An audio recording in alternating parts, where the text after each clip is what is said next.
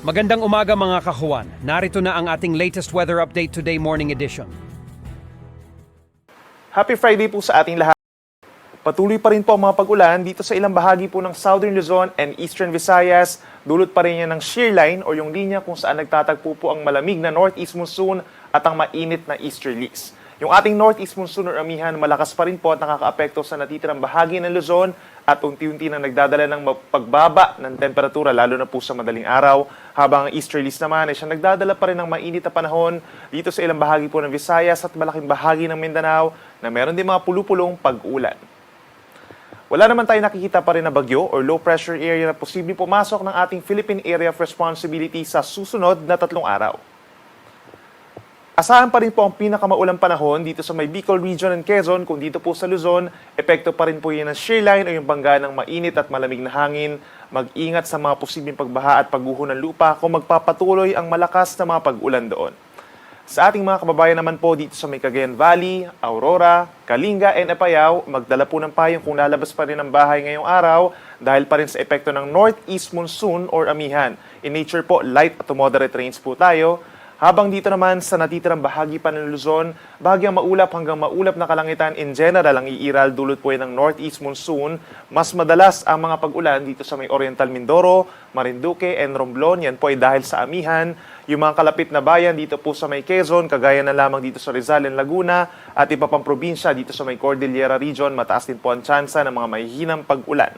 In terms of temperature, kung dito sa Metro Manila, bumababa na po, lalo na sa madaling araw. Possible ngayong araw hanggang 22 degrees Celsius na minimum temperature. Habang sa Baguio naman, posibleng bumaba into 13 degrees Celsius.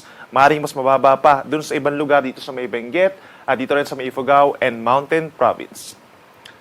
Sa ating mga kababayan po dito sa Visayas, pinakang uulanin dulot ng shear line ay ang Eastern Visayas na po, no? Itong buong Eastern Visayas, asahan yung minsan malalakas na mga pag-ulan at mga thunderstorms na maaaring magdulot ng mga pagbaha at pagguho ng lupa. Magantabay po sa ipapalabas natin na advisories and heavy rainfall warnings. Sa natitirang bahagi po ng Visayas, may mga pag-ulan na as early as this morning dito po sa may parting Panay Island. Epekto po yan ng northeast monsoon or amihan, asahan yung mga mahihinang pag-ulan doon. But for the rest of Visayas, central portion, itong Negros provinces, asahan yung bahagyang maulap hanggang maulap na kalangitan. May mataas na tsansa rin po ng mga pulupulong ulan, lalo na sa may Northern Negros and Northern Cebu. Pagsapit ng hapon, mababa ang tsansa ng mga pag-ulan dito sa may southern portion of Central Visayas. Sa ating mga kababayan po sa Mindanao, halos katulad pa rin po na weather conditions as yesterday ang iiral, bahagyang maulap at minsan maaraw naman ang kalangitan. Meron lamang mga pulupulong ulan dito sa may Davao Region at bahagi ng Sorsogon sa umaga. Then meron mga localized thunderstorms naman po, lalo na sa may Caraga Region and Davao Region, pagsapit po ng hapon hanggang sa gabi.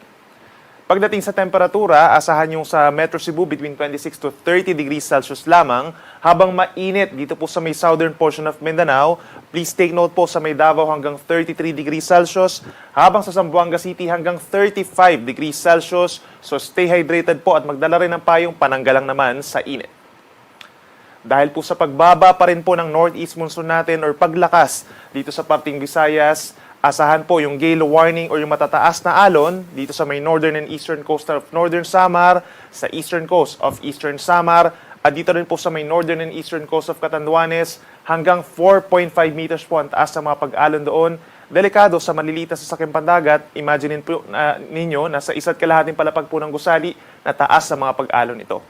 Pero take note din po, no, sa natitirang baybayin po ng Luzon and Visayas, magiging maalon din po, possible yung hanggang 4 na metro dito sa may baybayin po ng Quezon, dito sa may baybayin po ng Oriental Mindoro and Romblon, habang sa may Ilocos Region, possible yung 3.5 metro taas pa rin ng mga pag-alon dahil sa pagpapatuloy ng northeast monsoon hanggang sa weekend. Ang araw ay sisikat pa rin 6:24 ng umaga at lulubog 5:44 ng hapon.